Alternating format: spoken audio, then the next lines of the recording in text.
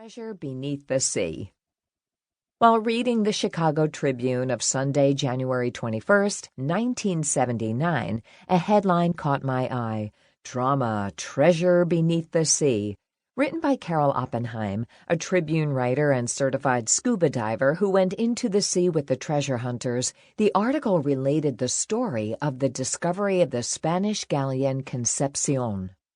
As I had learned at an early age how to recognize, relate, assimilate, and apply principles, it flashed into my mind that the concept in Carol's account would be an excellent basis for this article. The following is a summary of Carol's article.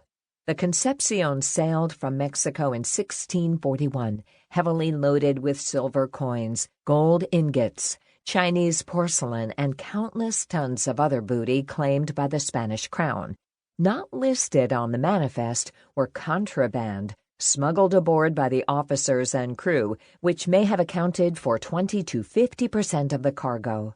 A few weeks out of Veracruz, the Concepcion ran into an 8-day storm. With her masts gone, she limped toward Puerto Rico to make repairs. 80 miles off Hispaniola, now the Dominican Republic, the ship rammed into the coral reefs and foundered. In 1687, William Phipps found the wreck and, employing native divers who could stay underwater only 3 minutes at a time, recovered 32 tons of silver. Bert Weber, 36, who grew up in central Pennsylvania, developed a fascination with water when he was 6 years old. When interviewed, he said, "We had a mountain stream running into a mill, and I would swim in it, fantasizing about being on the bottom instead of the top. I began reading books on shipwrecks, and I knew I wanted to dive." At 16, Weber sold his coin collection to buy a scuba tank. Weber wanted to join the Navy but could not pass the physical because of his asthma. Instead, he enrolled in the Divers Training Academy in Miami. In 1961, he was hired by the Museum of Sunken Treasure in the Florida Keys. He took part in many treasure hunts, some of which met expenses. 5 years ago, Weber decided to shoot for a big one. He and Jack Haskins, 44, another treasure hunter based in Florida, were competitors until they decided to join forces a decade ago. Haskins became Weber's researcher, making annual trips to Spain to study naval archives. In 1974, Haskins came across documents detailing the aborted voyage of the Concepcion. He deduced that Phipps hadn't picked the wreck clean. What remained would be very lucrative, easy to find, and easy to salvage, since the shoals bottomed at an average depth of 65 feet. Armed with this information, a consortium of 30 investors raised $450,000 and set up a corporation now known as Sequest International to negotiate a contract with the Dominican Republic, providing for a 50-50 split of the treasure.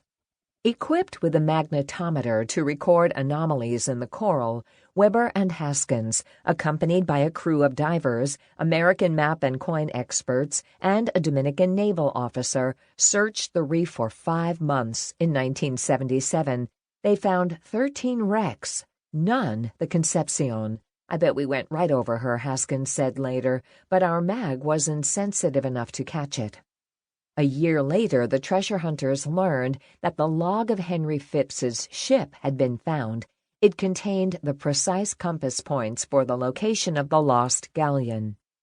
In mid-November, carrying a newly developed portable magnetometer, the group set out again aboard the Samala. On the 6th day of the renewed search, the divers found an iron strap and a 17th-century Spanish olive jar. 3 days later, November 30th, they found the first silver coin.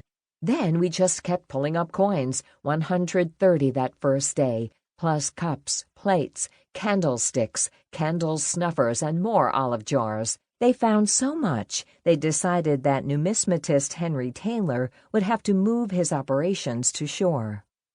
Taylor chipped away the shards of coral and bathed the coins in muriatic acid.